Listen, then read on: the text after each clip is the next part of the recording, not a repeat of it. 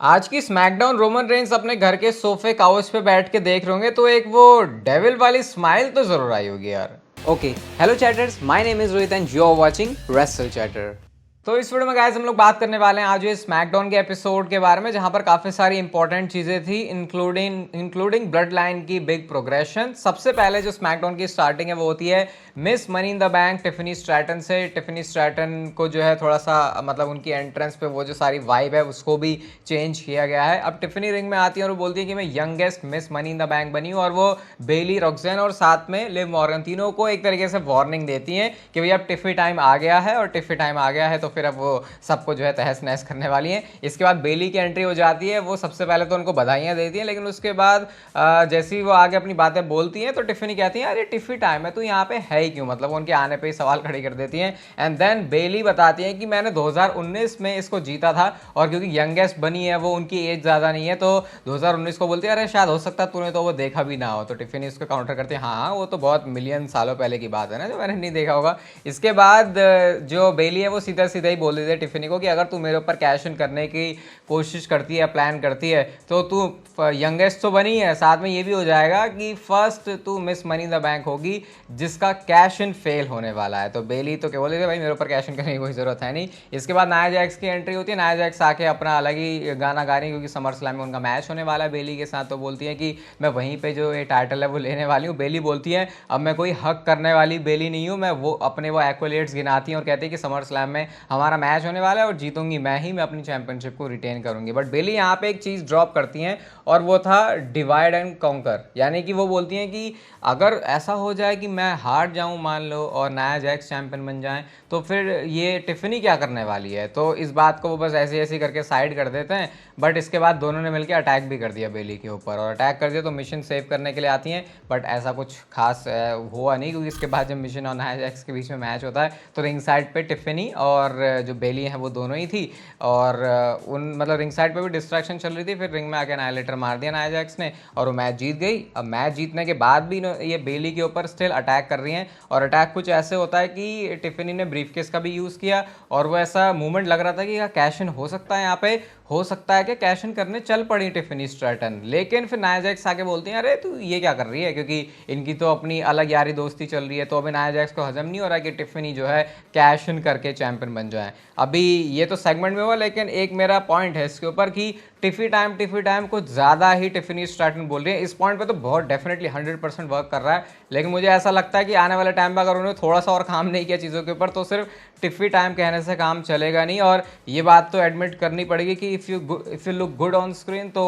Advantage होता है तुम्हारे पास, जो कि टिफनी स्ट्रैटन के पास है, बट उसको वो अच्छे से यूटिलाइज भी करें। ऐसा नहीं कि सिर्फ टिफी टाइम बोलने से काम चल जाएगा, मतलब अभी चल रहा है लेकिन बाद में जाके प्रॉब्लम हो सकती है। नेक्स्ट मैच होता है शो पर Baron Corbin Apollo Crews versus Angel and Berto के बीच में। इसको सेटअप किया गया था लास्ट फ्राइडे से। अब ये मैच देखो अच्छा था, लेकिन मेरे को इसमें इंटरेस्ट नहीं आया इसको देखने में। मतलब ऐसा लगा कि ठीक है, ऐसा टाइम पास वाला ही मैच था, अच्छा मैच था, लेकिन क्योंकि अभी इतनी स्टोरी उसके पीछे नहीं है तो फिर उस हिसाब से मैं कह रहा हूँ। बाकी सांतोस एस्कोबार ने जो है अटैक कर दिया यहाँ पे, और उस अटैक करने की वजह से जो एंजल गार्जर हुमर्तो करियो हैं उनको एडवांटेज मिल गया और वो जीत जाते हैं अपोलो क्रूज को पिन करके। इसके बाद हमको बैक स्टेज से एक बड़ा ही इंटरेस्टिंग सेगमेंट दिखता है, जो कि था Randy Orton and Cody Rhodes का। कोडी रोड्स बैठे होते हैं, बीच में उनकी चैंपियनशिप होती है। रैंडी ओटन आराम से आते हैं, और भाई रैंडी ओटन हरामी रैंडी ओटन ही है, क्योंकि ये बस अभी अच्छा बन के दिखा रहा है। अब रैंडी ओटन की बातें सुनो जरा, वो कोडी रोड से बोल क्या रहे हैं। ऐसी बातें कभी रैंडी ओटन बोलेगा? रैंडी ओटन कहते हैं कि यार अभी आज केविन ओवंस यहाँ पे नहीं है, बट कोई बात नहीं, मैं आई गॉट योर बैक, मैं तेरे लिए खड़ा रहूँगा जहाँ पे भी तेरी ज़रूरत होगी, और मुझे पता है तू ऐसा चाहता नहीं है लेकिन मैं करूँगा तेरे लिए। और फिर वो बोलते हैं कि जब ये पूरी जो चीज़ है ब्लड लाइन की जो कहानी है सब ये ख़त्म हो जाएगी तो उसके बाद बहुत सारे ऐसे लोग हैं जो कि इस चैंपियनशिप के लिए आने वाले हैं। अब जब उन्होंने ये बोला तो मैंने तो सोचा अब रैंडी ओटन बोलेंगे कि उनमें से एक नाम मैं भी हूँ, लेकिन रैंडी ओटन ने उल्टा बोला। वो बोलते हैं कि तब भी तेरे को मेरी ज़रूरत होगी तो मैं खड़ा रहूँगा तेरे लिए। अबे रैंडी ओटन भाई साहब, तुम इतने टाइम से तुम नज़रें रख रहे हो चैंपियनशिप के ऊपर, ये मुझे ऐसा लग रहा है कि एक ट्रैप है शायद कोडी रोड्स के लिए, क्योंकि अभी तो रैंडी ओर्टन ने पूरी तरीके से मदद कर रहे हैं, लेकिन जब उनके अपने पे खुद पे आएगी, अभी ब्लड लाइन का शायद मामला निपटेगा, इससे कुछ अलग होंगे, तो फिर रैंडी ओर्टन अपने ट्रू कलर्स दिखाएंगे। और उसीलिए रैंडी ओर्टन जाने भी जाते हैं। ऐसे ही उनको नहीं बोलते भाई कि इस बंदे के साथ मत उलझना, ये तो अपने यार का भी सगा नहीं होता। इसके बाद जो अगली चीज़ होती है शो पर, वो था एले नाइट का एक प्रोमो सेगमेंट। बहुत मज़ा आया इसको देख के। एले नाइट पता नहीं अलग ही एनर्जी से लेके आ जाते हैं। यूजुअली मेरे साथ ऐसा बहुत होता है कि कोई सुपरस्टार ओवर होता है और उसने कुछ किया नहीं होता, मतलब इतना अभी एले नाइट ने नहीं किया है जितने वो ज़्यादा ओवर हैं, तो मैं कनेक्ट नहीं कर पाता उससे। लगता है भाई ये क्या अमेरिकन यूएसए के क्राउड किसी को चढ़ाते रहते हैं, बढ़ाते रहते हैं। लेकिन एले नाइट के केस में भाई उनकी वाइब ही पूरी अलग है। वो जैसे ही एंटर करते हैं वो क्राउड की एनर्जी ही पूरे शो को मतलब पूरे माहौल को ही डिफरेंट बनाई थी। ऊपर से प्रोमो में तो वहीं इतने कमाल के, तो एले नाइट ही होगी इनकी तारीफ है। एले नाइट ने बोला क्या वो बताता हूँ। वो कहते हैं मैं हारा मनी इन द बैंक में, लेकिन मैं कोई एक्सक्यूजेज या रोना धोना नहीं करने वाला। मैं क्या करने वाला हूँ मैं बताता हूँ। उनके हाथ में एक फाइल होती है और उस फाइल के अंदर एक कॉन्ट्रैक्ट होता है, और इस दौरान यहाँ पर एले नाइट ने क्लिप भी प्ले करी थी जिसमें वो लोगन पॉल को पिन करते हैं जो कि यूएस चैंपियन है। तो इस वजह से उन्होंने निक ऑल्डिस के साथ उनके सिग्नेचर ले लिए फाइल के में, उस कॉन्ट्रैक्ट में। उसमें सिग्नेचर एले नाइट ने भी कर दिए हैं। अब सिग्नेचर बाकी रह गए हैं लोगन पॉल के, और वो जो कॉन्ट्रैक्ट है वो है समर स्लैम में यूएस चैंपियनशिप के लिए मैच। तो वो जो एक बहुत बड़ा मैच हम एक्सपेक्ट भी कर रहे थे समर स्लैम में, वो आज हमको यहाँ से पता चल गया है। अभी उसमें लोगन पॉल के साइन नहीं है, तो एले नाइट बोलते हैं कि साइन तो मैं निकलवा ही लूँगा चाहे कैसे भी करके, मतलब अगर उनके घर पे जाके भी उनको तोड़फोड़ करनी पड़े तो वो चीज़ करेंगे, लेकिन वो साइन लेके आएंगे ज़रूर। और इसका मतलब कि अभी इतना साफ हो रहा है, तो इनका यूएस चैंपियनशिप के लिए मैच होगा एट समर स्लैम क्लीवलैंड में, जो कि लोगन पॉल का होम टाउन है। मैं बहुत एक्साइटेड और इंटरेस्टेड हूँ देखने में कि जो होम टाउन बॉय है लोगन पॉल, उनको रिएक्शन कैसा मिलता है एले नाइट के सामने। अगर वहाँ पे भी उनको बू हो रही है तो भाई बहुत परफेक्ट होगा वो लोगन पॉल के कैरेक्टर के लिए। मतलब लग रहा होगा कि मैं उल्टा क्यों बोल रहा हूँ, लेकिन क्योंकि वो वैसे कैरेक्टर में हील वाले में, तो भाई इससे बढ़िया कोई चीज़ हो नहीं सकती कि तुम्हारे घर के लोग ही तुमको बू कर रहे हैं। इसके बाद शो पर बैक स्टेज से हमको मल्टीपल सेगमेंट्स भी देखते हैं चेल्सी ग्रीन के, जो कि बात करना चाहती है निक ऑल्डिस के साथ में। पूरे शो पर तो वो रही, लाइन लगा दी उन्होंने, प्रिटी डेडली भी आती है, लेकिन एंड में जाके क्या पता चलता है कि निक ऑल्डिस तो यहाँ पे है ही नहीं। तो चेल्सी ग्रीन की जो फ्रस्ट्रेशन है वो बहुत ज़्यादा थी। और मैं सही बता रहा हूँ, मैं चेल्सी ग्रीन को इतना एंजॉय कर रहा हूँ इस समय टेलीविजन पे देखना। उनका नेचुरल कैरेक्टर इतना अच्छा कैसे है मेरे को तो नहीं समझ में आ रहा। कोई लोग होते हैं कि भाई ऐसा लगता है ये तो बने ही इसलिए, तो चेल्सी ग्रीन का कैरेक्टर ही वो है। मुझे नहीं लगता कभी चेल्सी ग्रीन के कैरेक्टर में चेंज करने की जरूरत है कि उनको कोई डोमिनेटिंग ऐसा बंदा दिखा रहे हैं या हील बना दिया, फेस बना दिया।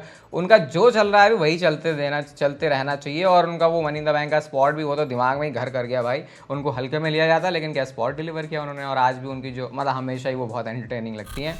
इसके बाद हमको शो पर मैच देखने को मिलता है नेओमी वर्सेस डेवेनपोर्ट के बीच में। कुछ खास नहीं है यहाँ पे। और एनएक्सटी से जो टैलेंट कॉलअप में आए हैं उनकी प्रोग्रेशन भी बहुत कोई इतनी, मतलब अगर उठा लो सारी तो इतनी कोई सारी की सारी में से परसेंटेज देखो तो उतनी कोई खास नहीं लग रही। आज डेवेनपोर्ट भी हार गए, लेकिन बैक से फिर उन्होंने अटैक कर दिया था।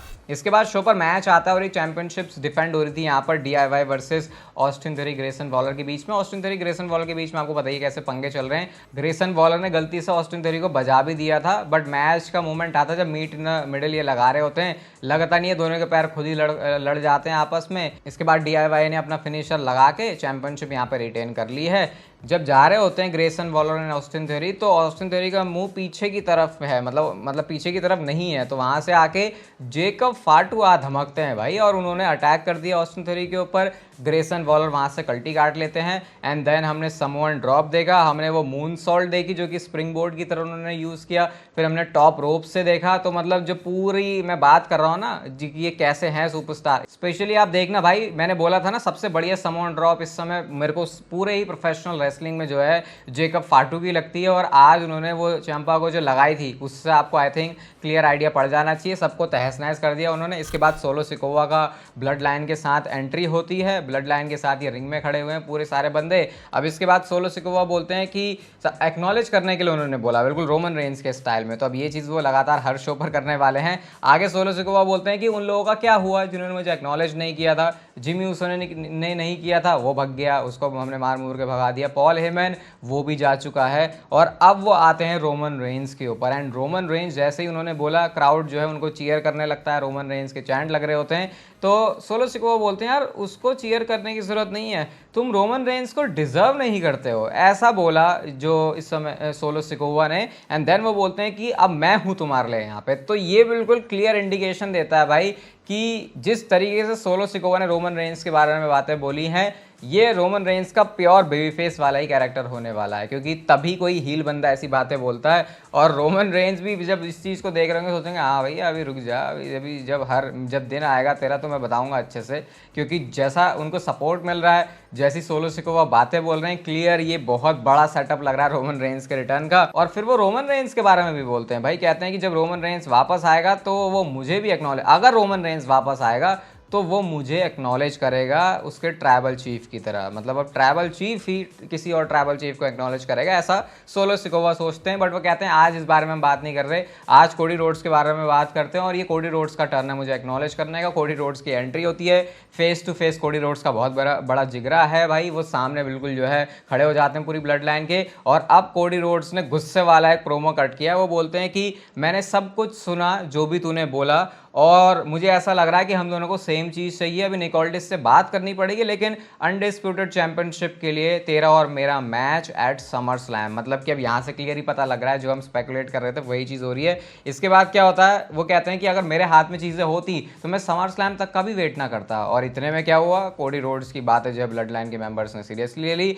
उन्होंने बिल्कुल सर्कल कर दिया। मतलब 4 दिशाओं में हर जगह पे एक बंदा खड़ा हुआ है। सोलो सिकोवा ने कोडी रोड्स ने सोलो सिकोवा के ऊपर अटैक किया। वो क्रॉस रोड्स के लिए जाते भी हैं, 1-2 पंचेस तो सबको लैंड कर दिए उन्होंने। लेकिन उसके बाद जेकब फाटो की सुपर किक आती है। अब कोडी रोड्स को उन्होंने बजाना शुरू कर दिया जैसा रैंडी ओर्टन ने बोला था। फिलहाल तो अपनी बातों पर वो खरे उतरे हैं, मैन ऑफ हिज वर्ड। वो आते हैं और उसके बाद उन्होंने अटैक किया, विंटेज डीटी भी उन्होंने लगा दी थी। लेकिन उसके बाद फिर से जो सारे चारों के चारों बंदे हैं वो भारी पड़ जाते हैं। और भाई इन्होंने क्या किया है, ये रिंग रोप्स पर कोडी रोड्स को फंसाया और उसके बाद जो उन्होंने बैंड बजाई है रैंडी ओर्टन की, पहले स्टील स्टेप से मारा, 2 बार मारा, 3 बार सुपर किक मारी, उसके बाद अनाउंसर टेबल के ऊपर पटक दिया और कोडी रोड्स को दिखा रहे थे सोलो सिकोवा ये नज़ारा। और जब सब हो गया तो एंड में सोलो सिकोवा ने भी कोडी रोड्स को समवन स्पाइक मार दी और जो उला फाला माला है जेकब फाटू की तरफ से वो पहनाई जाती है उसके बाद। मतलब कि वही सेम फैशन में जो है ब्लड लाइन ने स्मैकडाउन को क्लोज किया जैसा उन्होंने पहले किया था। तो अभी जो डोमिनेशन ब्लड लाइन की वो बहुत तगड़ी वाली चल रही है।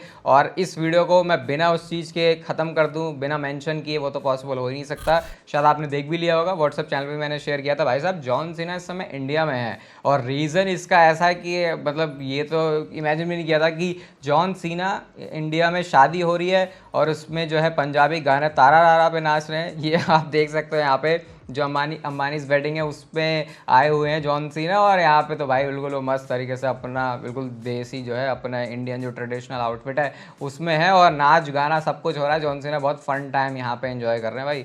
ये है देखो, दम है, पैसे हैं तो फिर जॉन सीना जैसे बंदे को भी इतनी लंबी फ्लाइट करके बुलाया जा सकता। बट खैर देख के अच्छा लगा जॉन सीना को इंडिया में। पता नहीं ऐसा लगा कि अरे अपने आसपास ही घूम रहा है जॉन सीना कहीं। ये वीडियो अगर आपको अच्छी लगी भाई तो इसे लाइक जरूर कर देना, चैनल को सब्सक्राइब कर दो ऐसी और मस्त वीडियोज़ के लिए। और तब तक भी लेते रहो जिंदगी के मजे।